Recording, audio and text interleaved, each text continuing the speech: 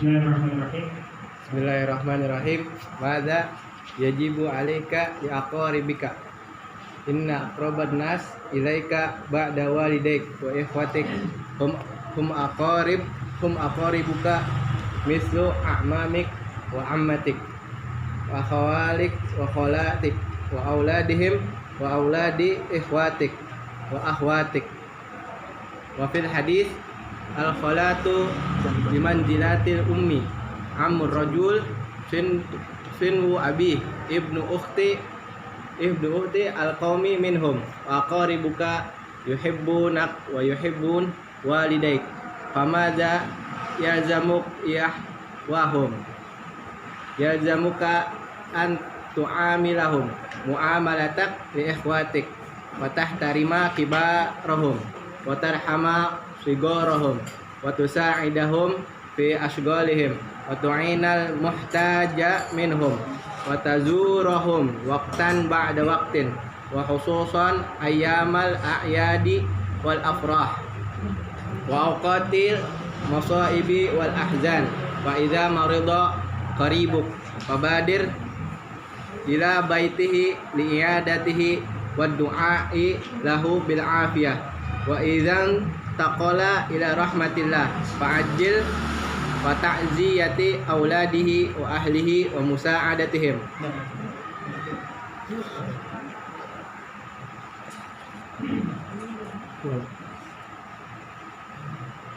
Wala yakhu tanaka'an tahsuru sholatan ala qaribika mayyiti watas yi'a janajati wa bizalika yafrahu minka aqaribuka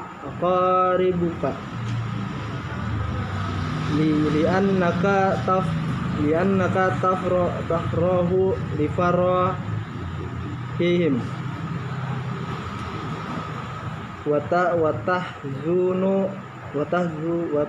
watahzanu lihuznihim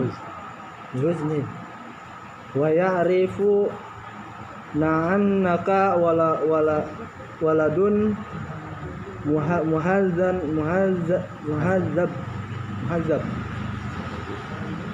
qaimu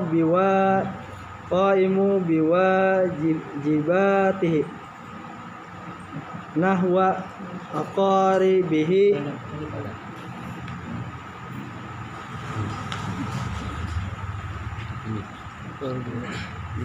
ini fala tasma' kalaman namami wasamihum idza asa'u ilaika wala tahqin alaihim bisababi isa'atihim wala tahsud ala ni'matin an'amallahu biha alaihim fa idza takhallaqta bihadhihi al-adab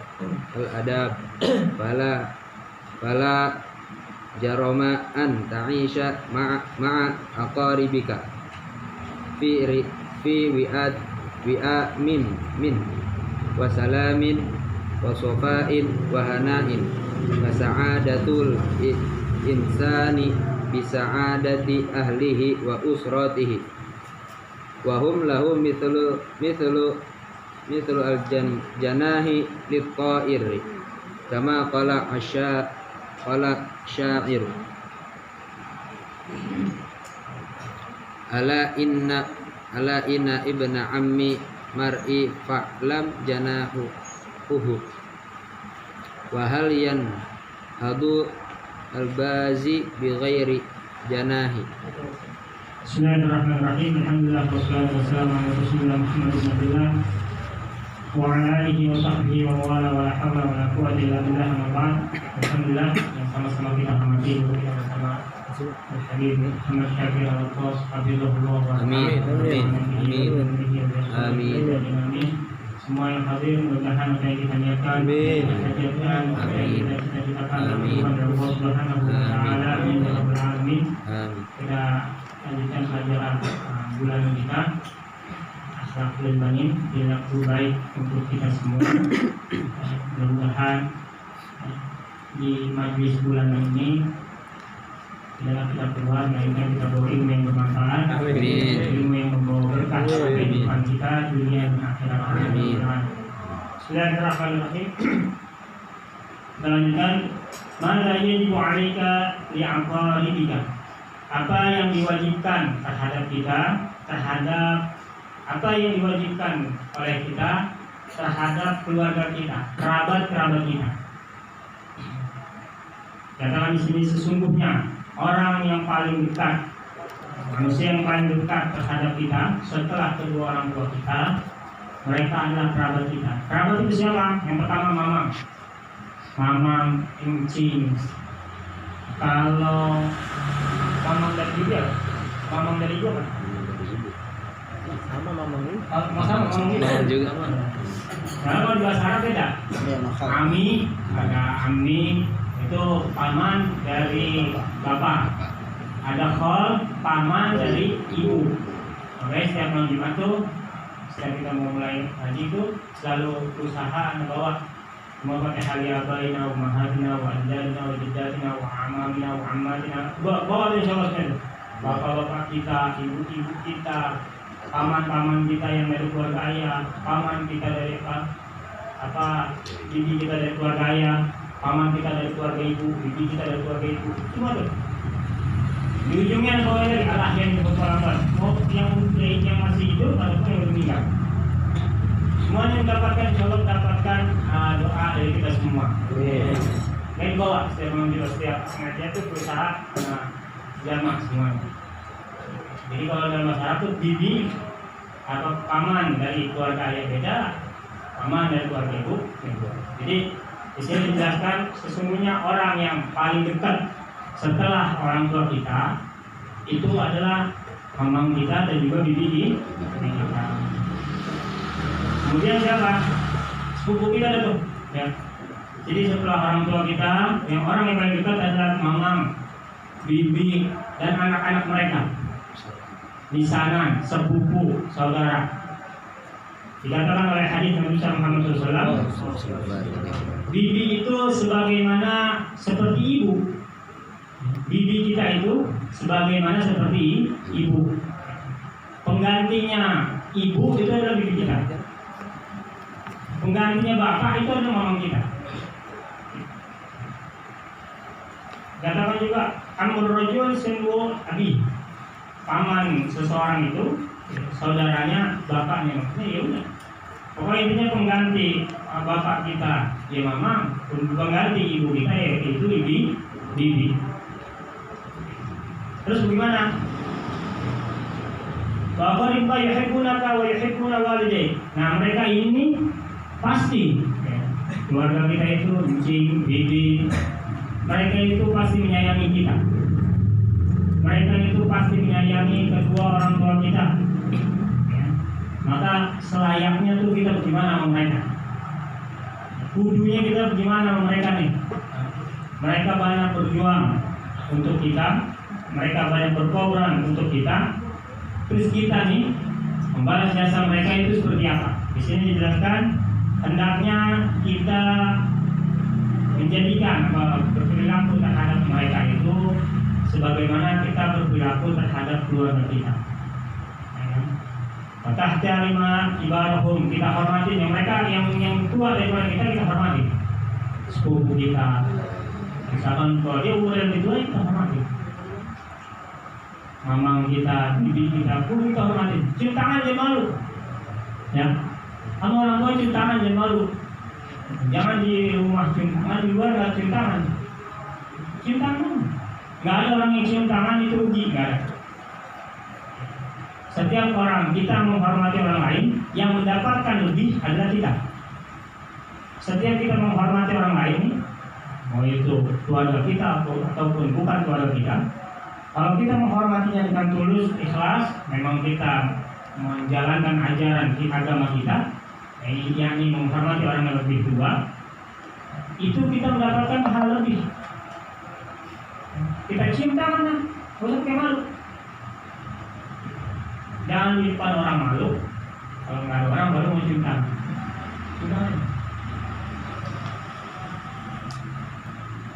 sugurahum, dan juga sayangi orang-orang yang di bawah kita yang kecil, sepupu yang adik sepupu, tahu adik sepupu kan? Ya, adik sepupu, mereka tuh yang masih kecil kita sayangi, kita perhatiin, salah kita tegur, jadi ngomel baik, nah, bagi duit kalau ada bagi duit, gitu. Ini nggak ngomel bagi duit pelit. Nggak sesekali kasih duit, kasih jajan, girang yang masih kecil. Jangan pelit dalam urusan permainan rezeki. Allah ada. Waktu sa'idahum bi'aqwalihim, dan juga senantiasa kita membantu mereka nih. Keluarga kita bantu, kencing, bibi, dalam kesibukan mereka berusaha. Kalau memang bisa kita bantu. Dan juga kita berusaha bantu mereka-mereka yang sedang membutuhkan.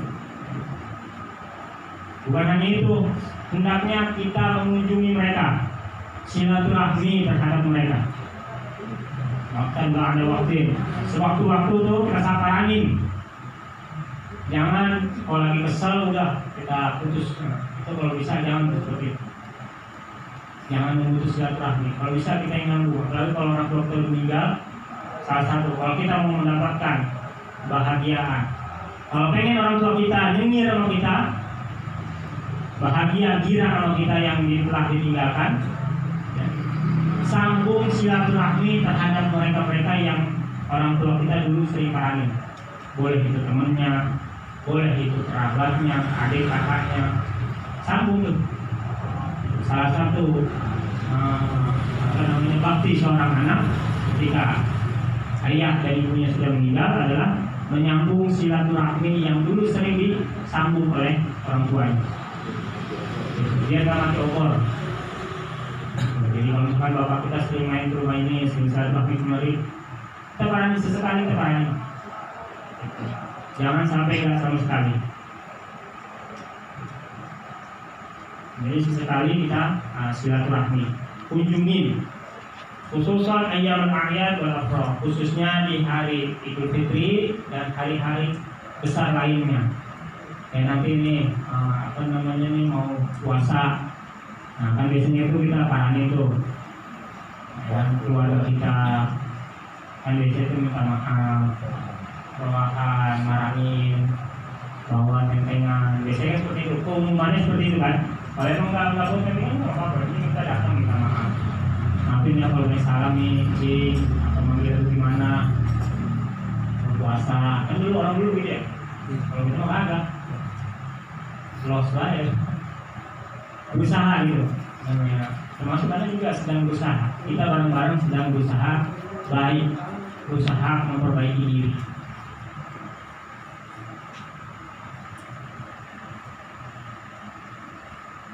Dan juga datangin atau kunjungi mereka itu ketika mereka dalam keadaan lagi dalam kena musibah.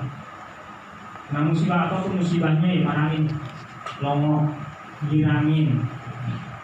Itu yang harus kita lakuin itu terhadap incing ataupun paman kita. Ingat, mereka itu adalah orang tua kita. Setelah orang tua kita, orang yang seperti orang tua kita adalah bibi ataupun paman kita.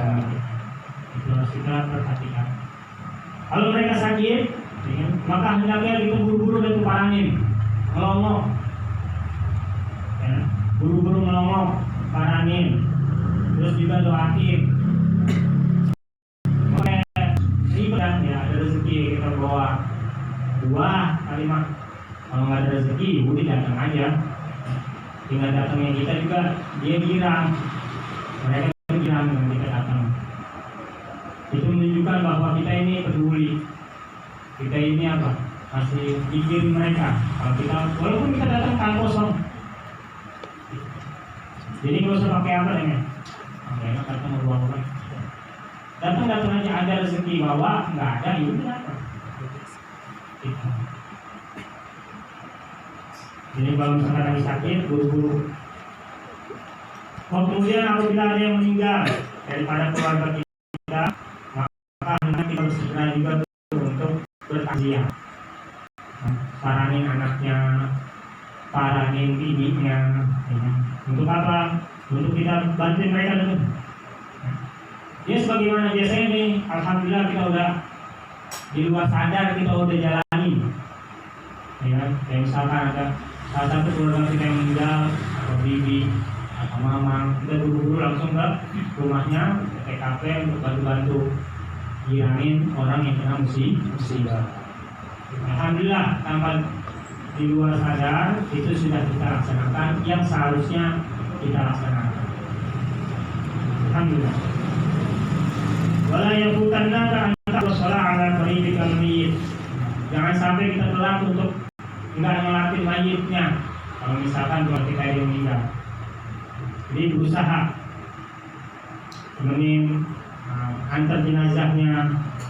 Kenapa? Karena itu yang kita lakukan semua itu menghilangkan suatu duka. Kalau misalkan mama kita yang meninggal, berarti anak sama bininya kira melihat kita seperti itu, membantu, ya, menyolati, bantu menguburin, bantu memberi jenazah. Itu girang, mereka girang.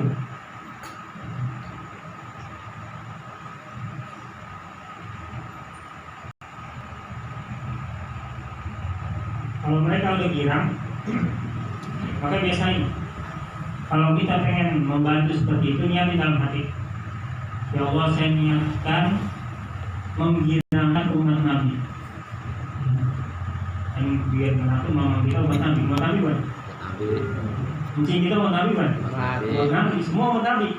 Dan ketika kita berusaha mengorbankan tenaga kita untuk mereka siapapun orang itu, niatin dalam hati, ya Allah, saya niatkan untuk menghilangkan umat Nabi. Kenapa? Karena setiap kita beramal itu sebelum malaikat menyetorkan amalan kita kepada Allah Subhanahu wa taala, itu malaikat menyetorkan kepada Nabi besar Muhammad SAW. Dicek, dilaporkan, wahai Nabi, ini amalan daripada umatmu. Itu Nabi sebelum dibawa ke Allah, catatan amal kita dalam sehari-hari itu dicek dulu sama Nabi. Oh, dia amalnya seperti ini, seperti ini, seperti ini. Kalau kita niatkan untuk menggirangkan umat Nabi, dan ketika Nabi Muhammad tahu, pasti Nabi Muhammad SAW girang. Kalau Nabi girang, Allah girang. Kalau Nabi girang, Allah girang, mungkin gak ada ridho daripada Allah Subhanahu wa taala. Ketika Allah udah ridho, udah enak ya, hidup kita enak, hidup kita berkah. Dan walaupun gak punya duit, tetap enak, ada kerjaan, hati tenang. Ada orang yang punya duit, hatinya nggak tenang. Ada orang nggak punya duit, tapi kayak hati itu sempit, kayak gelisah, kayak enak. Aneh gitu. Tapi orang ada yang nggak punya duit, tahu dia dipakai mereka. Buyang juga. Insyaallah, alhamdulillah. Jadi waktunya girang. Jadi kalau misalkan keluarga kita lagi dalam keadaan girang, kita girang. Nah, kalau mereka lagi sedih, kita sedih. Jadi menyesuaikan diri kita. Nah, dengan demikian, mereka itu tahu kalau misalkan kita berusaha seperti itu terhadap keluarga kita, mereka itu tahu bahwa kita adalah anak yang berakhlak yang baik, anak berakhlak yang baik, anak akhlak yang baik, anak yang melaksanakan ajaran Nabi Muhammad terhadap keluarganya. Oleh sebab itu, hendaknya kita apa?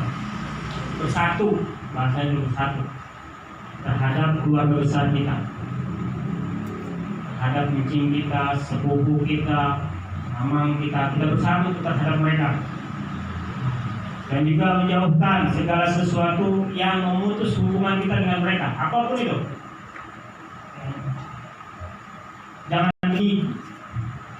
Jangan mendengarkan omongan tukang adu domba. Jadi menjelaskannya, wala tasma' kalaman namam. Jangan dengerin omongan tukang adu domba. Kalau ada, nah ini pegangan buat kita nih. Kalau ada omongan gak enak tentang kita, ada omongan nyampe gak enak tentang kita, si A omongan nih, lu kata si Budi, lu begini. Yang bawa ini si Arif. Nah, si Arif kok kabar nih bilang, bro, lu kan si Budi begini. Jangan langsung percaya, wah, tanya si Budinya, bener apa lu ngomong gitu? Di cross check, sebab khawatir namanya mulut beda-beda, ya kan? Nanti jadi khawatir kurang atau lebih, jadinya kita negara dia dong kita percaya, baik. Jadinya hubungan kita dengan si Budi, ya, jadi putus, jadi berantem, jadi jauh, musuhan. Nah, itu yang nggak boleh. Jadi kalau ada omongan-omongan yang gak enak tentang kita, kalau emang kita berani, kita berani bener apa nih ngomong ini. Kalau emang kita nggak berani, bawa moderator. Siapa nih teman kita nih? Gue takut kelantasan misalnya. Bukan kalau marah lupa. Masih pentunjuk gue orangnya misal gitu. Tunggu.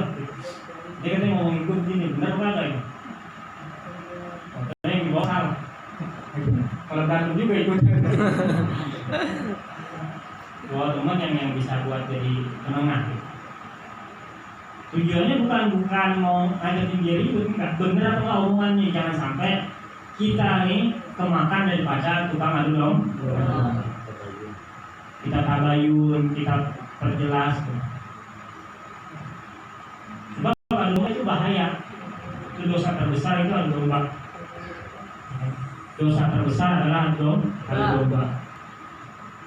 Jadi poinnya kalau misalkan ada omongan-omongan yang nyampe ke kita, itu jangan langsung percaya. Kita tanyain dulu kebenarannya. Wasamihum idza asalu ilaih, dan juga berusaha untuk senantiasa memaafkan kalau mereka dalam keadaan salah terhadap kita. Nah ini kita perlu punya hati yang legowo ya, hati yang luwes. Gitu. Kalau misalkan ada yang salah sama kita, berusaha kita senantiasa memaafkan. Ya. Lebih enaknya lagi itu kalau Anda pegang prinsip begini. Segala sesuatu atas kehendak Allah Subhanahu wa Ta'ala, termasuk omongan orang yang gak enak terhadap kita. Itu Anda pegang prinsip seperti itu. Termasuk omongan orang yang gak enak tentang diri kita, itu atas kehendak Allah Subhanahu wa Ta'ala. Oke, jangan lihat siapa yang nyakitin kita. Jangan lihat siapa yang nyakitin kita. Tapi lihatlah yang menghendakkan kita sakit itu adalah Allah Subhanahu wa Ta'ala. Jangan lihat siapa yang nyakitin kita. Tapi lihat yang menjadikan kita sakit itu adalah Allah Subhanahu wa Ta'ala. Kalau bukan karena Allah berkehendak dia jadi perantara, kita nggak bakal sakit. Jadi terkadang juga orang yang terjadi bestie banget bisa nyakitin kita. Kenapa? Karena memang atas kehendak Allah, bukan karena dia, bukan. Memang atas kehendak Allah.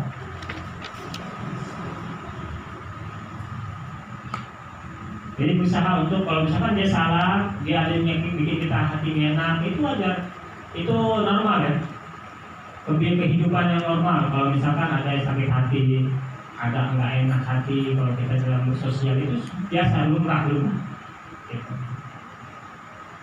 Jadi berusaha untuk hati itu legowo, memaafkan. Wala tahqir alaihim bisababi isaatihim, dan juga jangan degil. Jangan degil terhadap orang yang udah nyakitin kita. Jangan degil terhadap orang yang udah nyakitin kita. Degil gimana ya degil bahasa? Degil apa ya? Jangan degil sama orang yang udah nyakitin kita. Ya pokoknya termasuk daripada kudu legowo ya. Nggak usah sampai berlanjutan gitu. Degil. Itu kan apa ya? Jahat. Hah? Jahat juga. Jahat. Iya, jadi pengen ngebales, dendam gitu-gitu. Itu kan termasuk dari awalnya dari dengki tadi. Nah itu berusaha jangan kayak ada gitu lah. Bersih hatinya, bersih hati. Dengki. Ini kan coba bagusnya dengki. Dengki. Wala tahsud ala ni'matin an'amallahu biha 'alaihim, dan juga jangan hasud terhadap nikmat yang Allah udah kasih terhadap mereka. Hasud, tahu hasud ya? Hasud tuh pengen nikmat orang hilang dari dirinya. Itu hasud. Contoh teman kita nih, misal Bang Yufi dapat hadiah motor baru. Ya misal Bang Yufi dapat hadiah motor baru. Kita sebagai temannya tuh hasud. Ntar aku dapat, mudah-mudahan motor hilang baru. Itu hasud tuh. Nggak boleh kita hasad. Pengen nikmat orang tuh hilang. Kayak kemarin tuh dikatakan sama guru kita tuh waktu Hasan Haji, beliau menjelaskan al-hasad khoti'ah.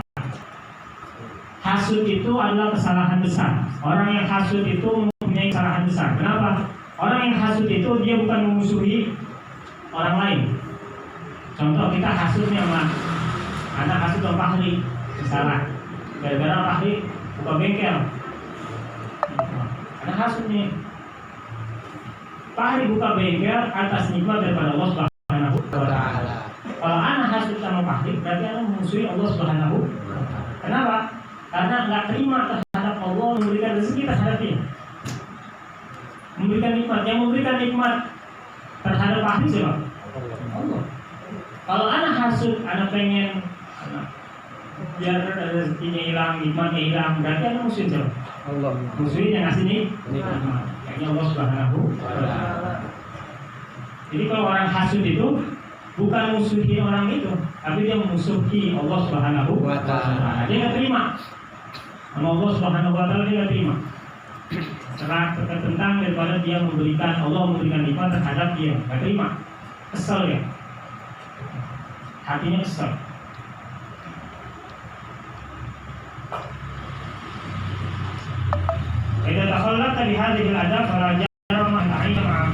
Nah, kalau misalkan kita bisa menjalani adab seperti ini dengan yang tadi sudah dijelaskan, maka insya Allah kita menjadi anak yang berakhlak, anak yang punya perilaku baik, yang mana kalau misalkan itu semua kita jalani, kehidupan kita enak, tenang, nyaman, bahagia, enak, hati itu nggak gimana-gimana. Kalau misalkan kita berusaha menjalani perilaku baik terhadap keluarga kita. Kenapa? Karena dikatakan sa'adatul insan bi sa'adati ahlihi wa usratihi. Kebahagiaan orang itu bergantung kebahagiaan keluarga. Kalau keluarganya bahagia, insya Allah dia bahagia. Jadi kalau misalkan kita pengen bahagia, berusaha untuk bahagiakan keluarga kita terlebih dahulu.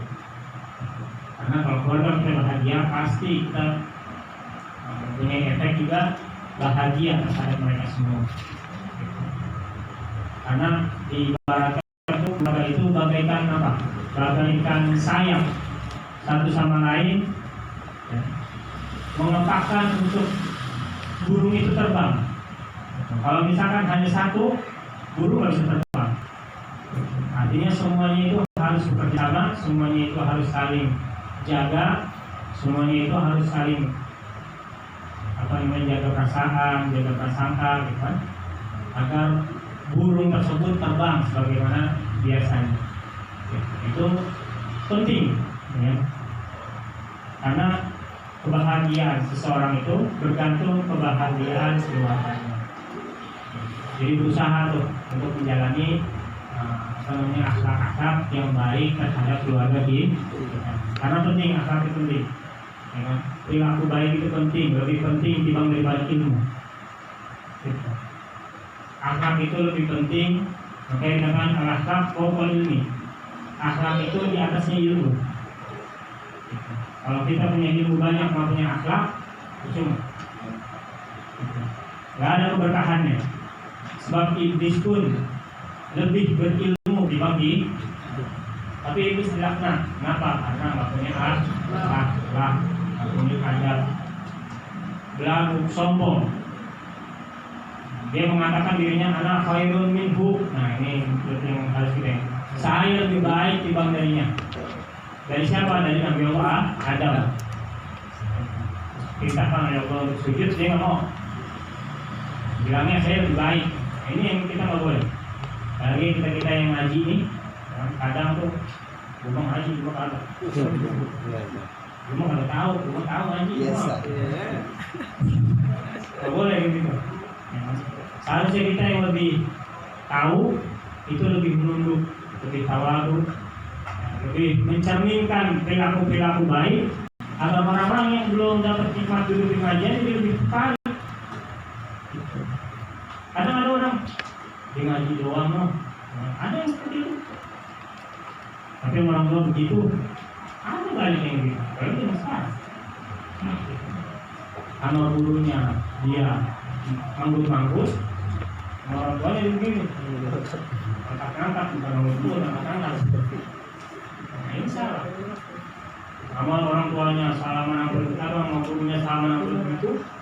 Sama orang tuanya salaman sambil diri orang tua itu. Nah ini salah. Orang siapa itu? Orang ngaji.